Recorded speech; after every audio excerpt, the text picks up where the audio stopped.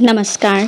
ये रामायण कथा पूरी तरह से श्रीमद् वाल्मीकि रामायण के ऊपर आधारित है। यदि आप इसका निरंतर श्रवण करते रहना चाहते हैं तो इस चैनल को सब्सक्राइब जरूर कर लें और आगे आने वाली सभी पॉडकास्ट के नोटिफिकेशन के लिए बेल आइकन को भी जरूर से प्रेस कर दें।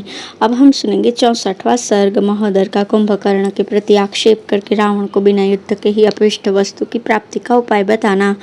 अपनी भुजाओं से सुशोभित होने वाले विशालकाय एवं बलवान राक्षस कुंभकर्ण का यह वचन सुनकर महोदर ने कहा, कुंभकर्ण, तुम उत्तम कुल में उत्पन्न हुए हो, परंतु तुम्हारी दृष्टि निम्न श्रेणी के लोगों के समान है। तुम ढीठ और घमंडी हो, इसलिए सभी विषयों में क्या कर्तव्य है इस बात को नहीं जान सकते। कुंभकर्ण, हमारे महाराज नीति और अनीति को नहीं जानते ऐसी बात नहीं है। तुम केवल अपने बालपन के कारण धृष्टता पूर्वक इस प्रकार की बातें कहना चाहते हो।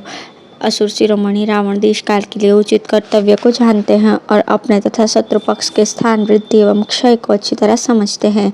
जिसने वृद्ध पुरुषों की उपासना या सत्संग नहीं किया है और जिसकी बुद्धि गवारों के समान है, ऐसा बलवान पुरुष भी जिस कर्म को नहीं कर सकता, जिसे अनुचित समझता है, वैसे कर्म को कोई बुद्धिमान पुरुष कैसे कर सकता है। जिन अर्थ, धर्म और काम को तुम पृथक पृथक आश्रय वाले बता रहे हो, उन्हें उचित तरह से समझने की तुम्हारे भीतर शक्ति नहीं है। सुख के साधनभूत जो त्रिवर्ग हैं, उन सब का एकमात्र कर्म ही प्रयोजक है। इसी प्रकार एक पुरुष के प्रयत्न से सिद्ध होने वाले सभी शुभाशुभ व्यापारों का फल यहाँ एक ही कर्ता को प्राप्त होता है। निष्काम भाव से किए गए धर्म और अर्थ ये चित्त शुद्धि के द्वारा यद्यपि निःश्रेयस रूप फल की प्राप्ति कराने वाले हैं, तथापि कामना विशेष से स्वर्ग एवं अभ्युदय आदि अन्य फलों की भी प्राप्ति कराते हैं। पूर्वोक्त जापादि रूप या क्रियामय नित्य धर्म का लोप होने पर अधर्म और अनर्थ प्राप्त होते हैं और उनके रहते हुए प्रत्यवाय जनित फल भोगना पड़ता है।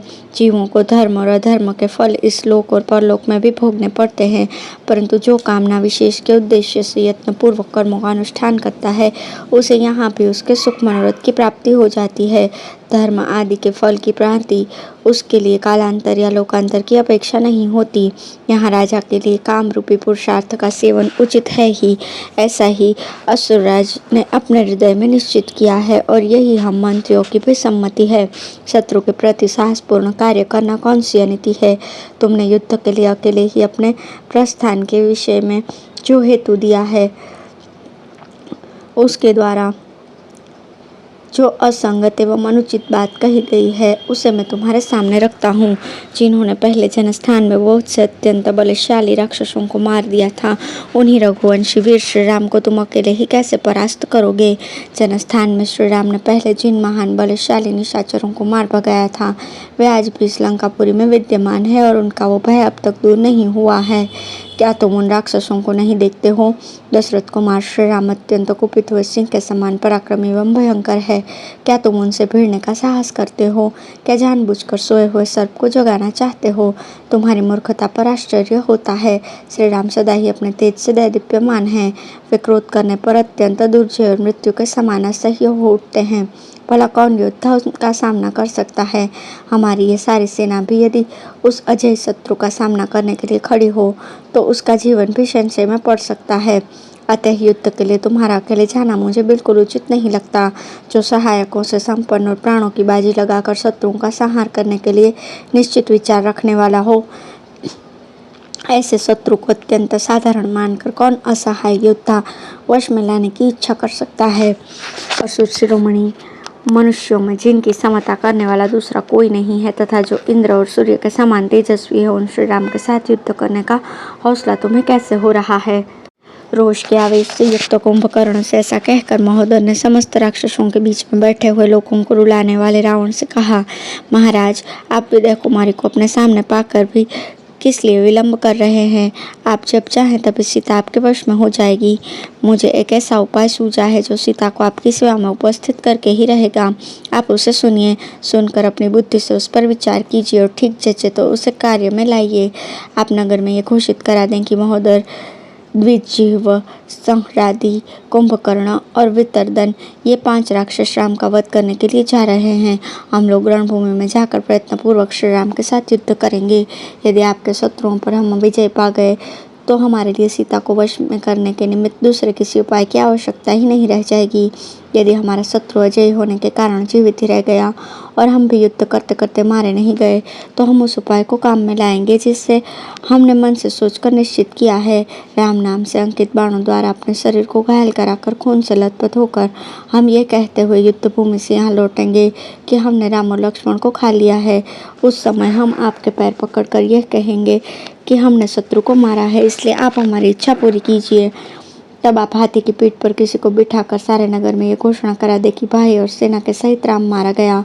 शत्रु दमन।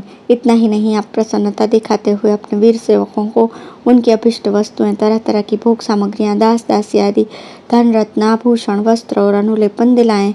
अन्य योद्धाओं को भी बहुत से उपहार दें तथा स्वयं भी खुशी मनाते हुए मद्यपान करें।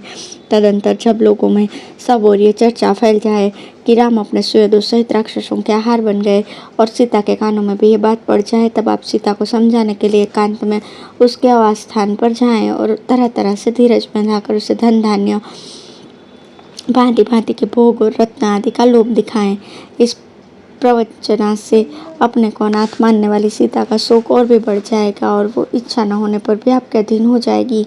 अपने रमणीय पति को विनष्ट हुआ जानकर वो निराशा और नारी सुलभ चपलता के कारण आपके वश में आ जाएगी। वो पहले सुख में पली हुई है और सुख भोगने के लिए योग्य है, परंतु इन दिनों दुख से दुर्बल हो गई है। ऐसी दशा में अब आपके ही अधीन अपना सुख समझकर वो सर्वथा आपकी सेवा में आ जाएगी। मेरे देखने में यही सबसे सुंदर नीति है। युद्ध में तो श्री राम का दर्शन करते ही आपको अनर्थ की प्राप्ति हो सकती है, अतः आप युद्ध स्थल में जाने के लिए उत्सुक न हो। यही आपके लिए अभिष्ट मनोरथ की सिद्धि हो जाएगी। बिना युद्ध के ही आपके सुख का महान लाभ होगा। महाराज, जो राजा बिना युद्ध किए ही शत्रु पर विजय पाता है, उसकी सेना नष्ट नहीं होती, उसका जीवन भी संशय में नहीं पड़ता। वो पवित्र एवं महान यश पाता तथा दीर्घकाल तक लक्ष्मी एवं उत्तम कीर्ति का उपभोग करता है। इस प्रकार श्री वाल्मीकि निर्मित आश्रम आदि काव्य के युद्ध कांड में 64वां सर्ग पूर्ण हुआ। धन्यवाद।